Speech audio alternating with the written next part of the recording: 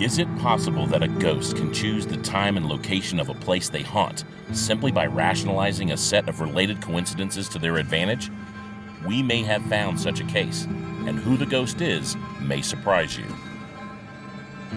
The year was 1972, and on the south side of Chicago lived a man respected by most in the community.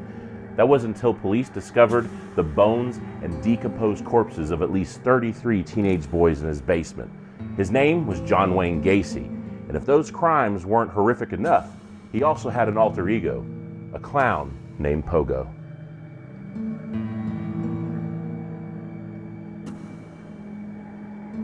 But this isn't necessarily about the Gacy murders. We all know about that. What would you think if this monster still roamed the earth 20 years after his execution? Would you be curious? What is it about clowns that terrify the most stoic of people? Perhaps it's the mystery of the person underneath all of that colorful makeup. You see, clowns can paint emotions on their faces, but that can still conceal the human that lies beneath it all.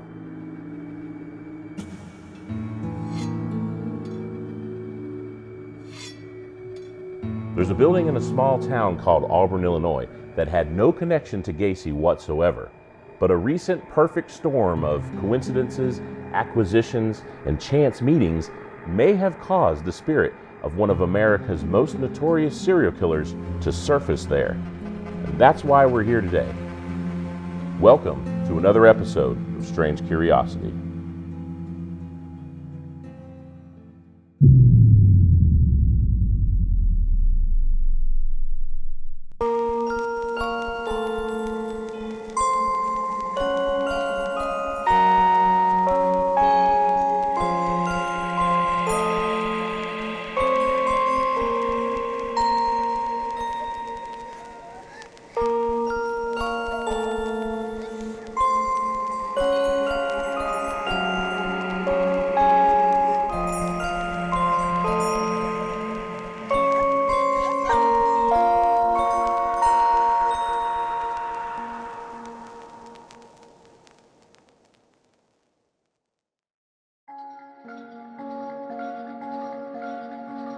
On a lonely street corner in small-town middle America sits an old theater turned residence.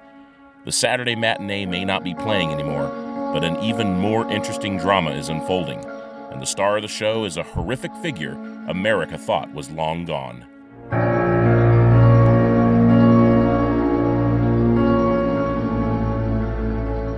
My name is Robin Terry. I own the R Theater in Auburn, Illinois. I bought the R Theater back in 1999 when I was looking for a place to have my office. I like old buildings. I've always had a fascination with those. And when the R Theater came open, it was a perfect opportunity to open up an office here in Auburn and start with my collector car insurance business. And I had to remodel everything because it was in pretty much a mess. It sat empty for 3.5 years. It took about 2 years to get everything where we wanted it.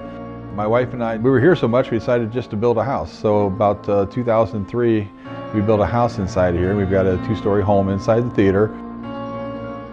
When buying that, then I had lots of room to put stuff. So it was an easy place to all of a sudden pick up a few cars and do some things like that, which I always kind of collected different items as well. And the paranormal and horror side of things have always been something of interest to me, and got involved with that. When I bought the theater, I was interested in the paranormal, but I didn't have any way to get to it or know what to do as far as how to do anything with paranormal. I had some friends that came in here and told me this place was haunted, but this guy was kind of a comedian, so I always just kind of thought he was crazy, just always joking around with us about stuff. So I didn't really pay much attention to him.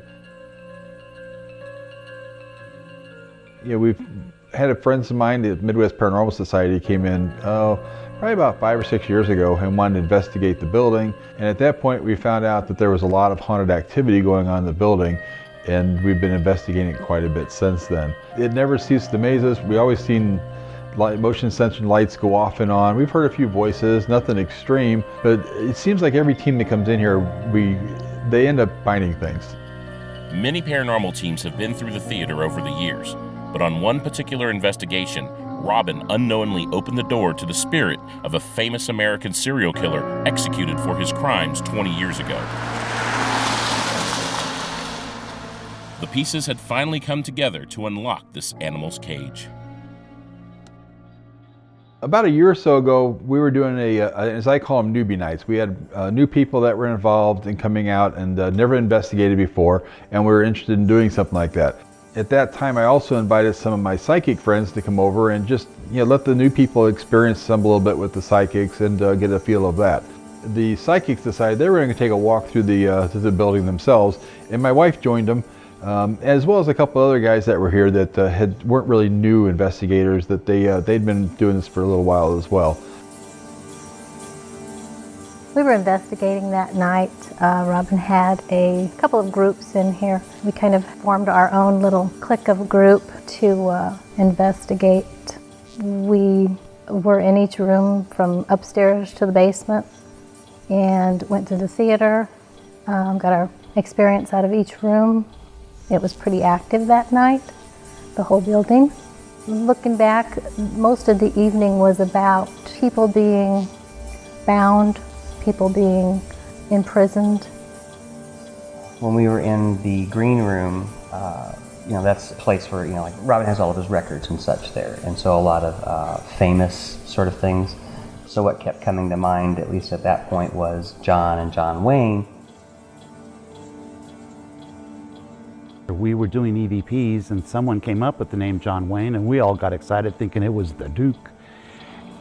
But then things kind of took a turn to where there were clowns kept popping in, and at that point the psychics realized that this wasn't John Wayne, the Duke, that we were talking about.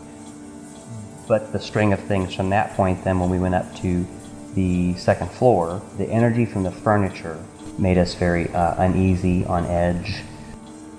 I could feel like the heaviness in the room, the extreme oppression in the room. It sort of took place throughout the evening, honestly. The furniture they were drawn to happened to be furniture belonging to the attorney for John Wayne Gacy at his murder trial. Robin obtained the furniture from her when he did an investigation of her home a while back. There's an armoire that I picked up at the attorney's house, and we took all the contents out and left them there. We put it in the trailer, we laid it on its side, and when we got it home, we couldn't get it unlocked. I don't have a key to it. I've had people that offered to bring over a key, but at this point, there's been so much psychic energy drawn to that. People are just drawn to that armoire. I don't think I want to open it. It's kind of like Pandora's box. Do you really open that up to see what's there and release something that you may not want? But has Pandora's box already been opened and its evil unleashed? The investigation that night continued, and so did the manifestation of a monster. There was digging going on, and when we were down in the basement too, I think that breadcrumb trail led back to, why do I feel like I'm in the ground? When we were going into the theater, there was more about the digging and being underground because the theater is in the bottom level, and so it was again that feeling of being underneath of something. When we went down into the haunted house at the bottom, the first thing there was a jail cell. And then as you go through, I can't remember what else was there that reminded us of him, but as you exited, in 3D paint were great big clown faces that were drawn on the walls. So they ended up in the theater room, and I think they were sitting around basically trying to figure out what was going on. I mean, they'd seen, he had a vision of the clowns, he had a vision of digging, he had a vision of crawl space. He'd seen these clowns. They picked up the name John Wayne, and at that point, Patty had looked back behind Norma and said, Norma, right behind you is John Wayne Gacy. He's not going to hurt you, but he is standing right behind you. Norma is Robin's wife, and it just so happened that her college roommate's brother was one of Gacy's 33 murder victims. Nobody really knew of anybody else's ties with John Wayne Gacy at that time. Nothing real specific or major, but in an indirect way, several of us had connections with John Wayne Gacy in our past without really even realizing it at the time. The synchronicity with, having the items that I've got from the attorney, with that, Norma's roommate in college having her brother killed by John Wayne Gacy, the two gentlemen that were here that handled some paperwork for some legal matters for John Wayne Gacy, possible energy in the building that night that could have maybe helped him manifest. Who knows? I mean, it's the other side. We don't know until we get there.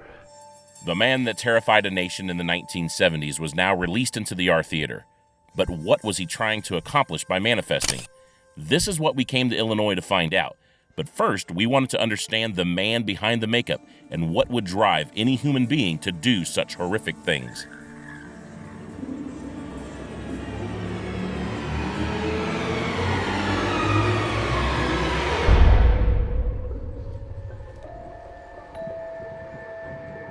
We spoke to a local expert on serial killers to get that understanding, and what he said shocked us. My name is Steve Gianangelo. I'm a retired criminal investigator with the state of Illinois. I'm a teacher at the University of Illinois Springfield, where I teach in the criminal justice program. I've written 2 books on serial murder, the psychopathology of serial murder, and a new book called Real Life Monsters. There seemed to be a clustering of different serial murderers back then. These were people that actually walked among us. These were real people that went out and did the things that terrified us, and that's the thing that fascinates me. Most of what I know about Gacy, I see a lot of his problems coming from his father. His father beat him, verbally abused him, kind of terrorized him throughout his entire life. He was never good enough. He was never smart enough. And really right up until Gacy's father's death, Gacy supposedly really reacted emotionally when he died. He never could reach his father the way he wanted to. He did his best to fit into the community the best he could. I mean, he joined the JCs and he eventually became a JC of the Year. He was a person who took a very famous picture with Rosalind Carter, the president's wife, through his activity with the Democratic Party. He was a precinct captain and very, very good at that. This wasn't somebody who was particularly book smart, but he was good with people. He was good at working hard. He came across the opportunity to become a clown. He thought it was a great way to meet kids and again be accepted and popular in the community. Pogo was one of his personas, and Patches the Clown. It's one of the things that he's known best for. He had some problems with child molestation at one point. He came out of jail and started doing his own businesses. He finally came to that PDM construction, where he employed a number of boys, kind of transient sometimes, and he was always on the run, always hustling, always making something happen. So the guy worked hard at what he needed to do in the community. This is somebody who preferred younger men or children. He molested a couple of kids at first before he started killing people. This is somebody who needed to get close to young kids. His homosexuality tortured him throughout his whole life. This was the sort of thing that caused problems with his father.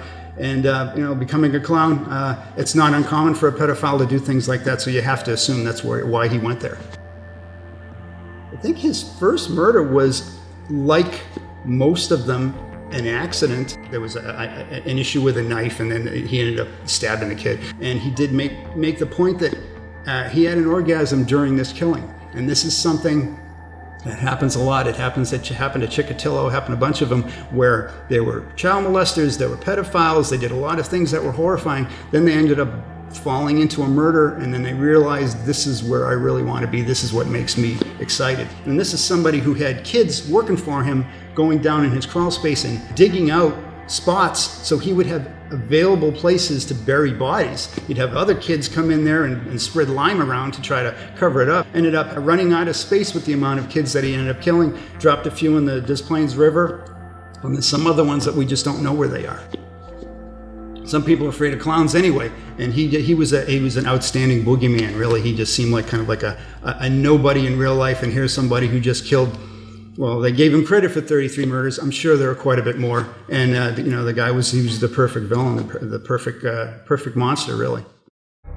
But what does Gacy want now? One psychic at the investigation seems to know. My name is Lisa Livingston Bridwell. His explanation to me was, there are certain things that I want to make sure are right about the story. There are certain things that it was almost like he was trying to absolve himself. I don't think that he wants people to feel sorry for him as much as he wants to find a place of what doesn't feel like hell, ironically enough.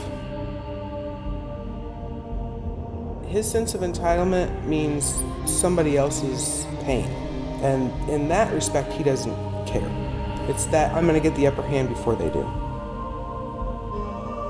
That sense of entitlement is something Gacy was known for, and this narcissism is apparently transcending death.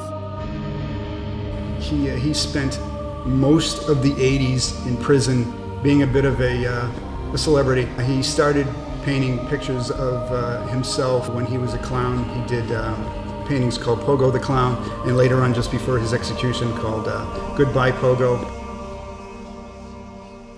So I was looking on eBay, and I actually found a person selling a Gacy Pogo painting. That was the first one that I was looking for. That's the one he's known for, the one he's dressed up in his clown suit. So I contacted the guy and I said, tell me about it. So we went back and forth, and this individual was a person who back in the 80s was part of a punk rock group called Bloody Mess and the Scabs. And Gacy had actually done some artwork for this rock group for their little album cover. So I ended up buying this painting from this individual. At first I said, I know there's a lot of fakes out there. What's going on? How do I know that this is real? And he sent me that Polaroid of him with Gacy holding the painting. And I decided, well, that was good enough for me. This is just the kind of spirit I love to go after full force. But does Gacy know what I'm here for? John Wayne Gacy is fully aware of who Brad Klinge is. For investigators who maybe take the more antagonistic approach, I think that he would definitely make his presence known. He wouldn't necessarily do it in such a way that would be extremely harmful to someone, but he would definitely get your attention. Ever since I've walked in the building today, I have felt the presence of John Wayne Gacy. He really seems to be hanging out up in the loft, near where the furniture is, but he's doing it because he's watching me. And he's concerned about what I'm going to say. If she says that she feels the presence here, I want to go see it.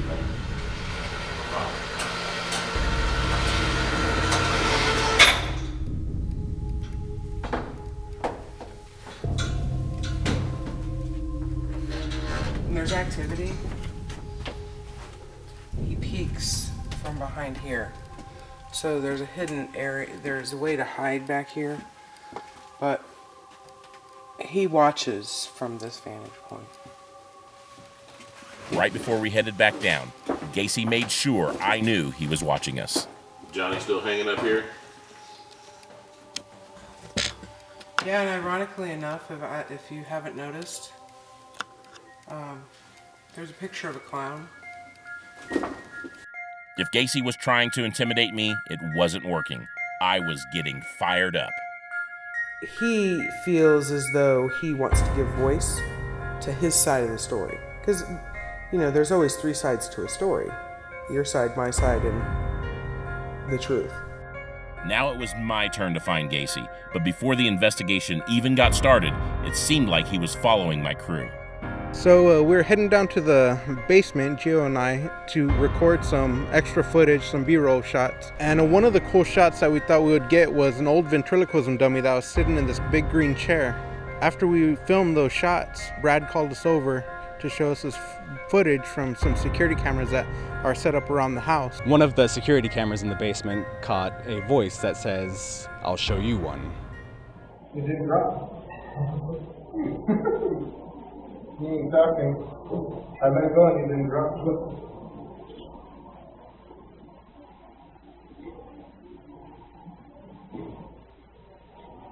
I'll show you more.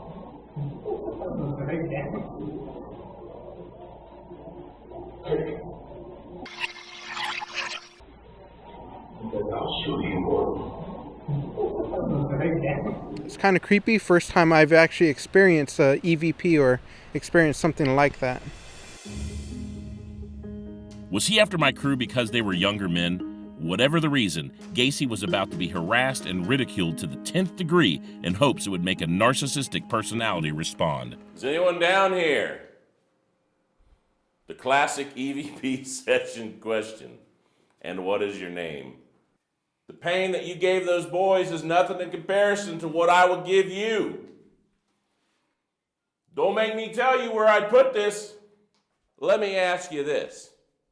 Why are you trying to sit there and whore yourself out to make money while you're in prison? I saw some of those paintings that you painted. That pogo looks like shit. But then again, you look like shit, so I guess it was an accurate depiction. I would only buy one to wipe my ass with it. If you were to appear right here in front of my face right now, I wouldn't ask you one thing. I would punch you square in your fat, ugly face.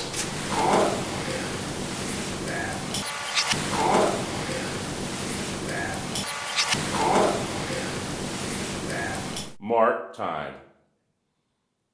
Did you hear that?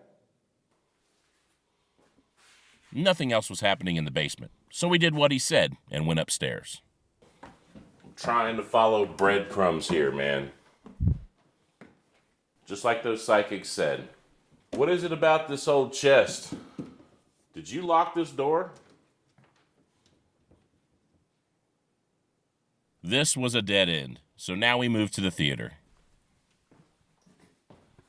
Now, I don't know if it's you that causes all the problems in here, but they did see you in here. So I'm going to sit in this chair that they say that they call it the hot seat. All right, showtime. It's perfect. Got some theater seats, waiting on a show from John Wayne Gacy. But the show never started. I was getting discouraged until we moved into the green room. No more clowning around, John. You're dead.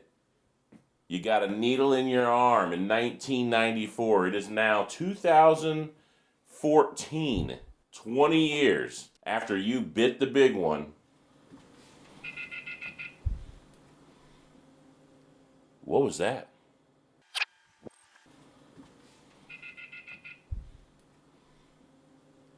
What was that? Sound like a phone disconnected. It sounded like a phone was off the hook. Why would you get the off the hook sound? Yep. Hey, you know the long hallway that goes to the garage and all the rooms are down there? We were in the green room and we heard a you know the sound a phone makes when it's off the hook? Yeah. Is there anything down there that has ever made that noise, or do you have a phone down there? I couldn't find one. There's no phones in the house, actually. There's one upstairs, and there's one in the garage, but there's nothing on the first floor. And the one in the upstairs is in the projection room, so you probably wouldn't even hear it if it was off the hook. And we haven't had phones off the hook today at all. I'm in my desk. I heard it through the headphones. Chris heard it through the headphones, but the people who didn't have headphones on, they also heard it also. But it was definitely just like that. Yeah, no idea what that would have been. All right, well.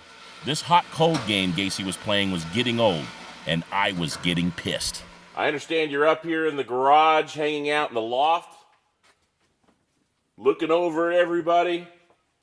I don't see any little boys up here, John. John Wayne Gacy, you fat little turd. Get over here right now. You have no idea. You have no idea. You have no idea. Whoa. Did somebody say you have no idea? I didn't hear anything. I guess goddamn Zoom. You have no idea. I thought Brad said it.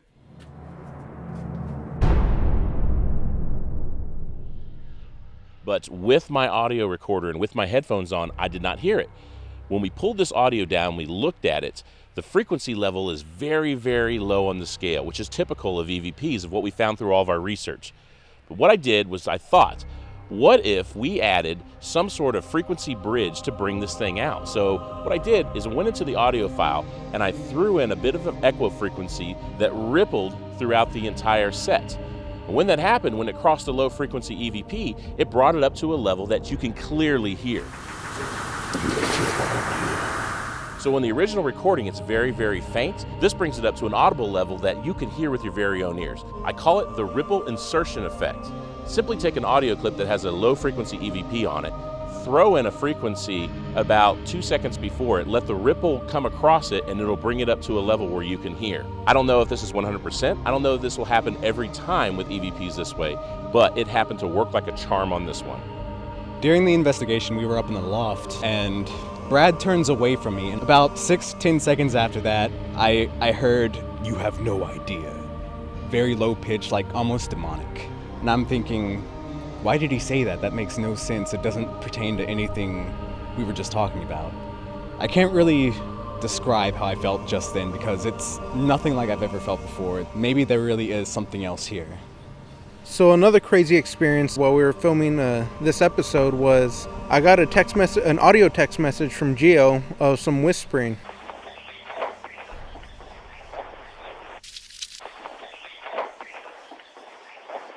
We had packed up and we were getting ready to leave, and I received a text message from Jake. So I texted him back asking what it was, and he asked me what was, and I go, the audio file. They were both incoming messages on both of our phones. So we had no idea where this audio file came from, but it was sent to both of us as if we sent it to each other at the same time.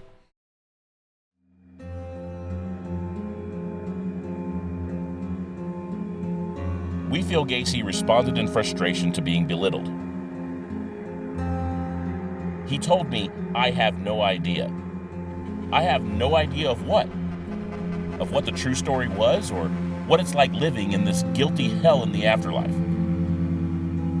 I shed no tears for this clown. He made it obvious he likes contacting younger men, even to this day, through the experiences of my crew. But the story doesn't end here.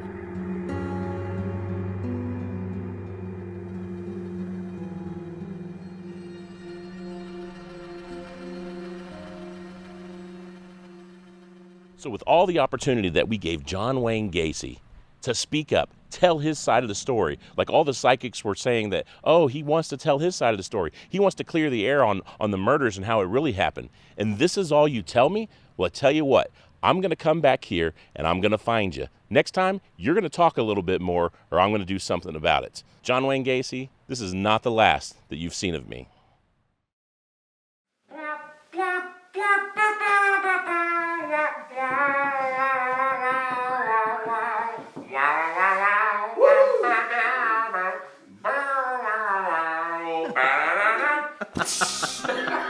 May have caused the spirit of America's most notorious killer.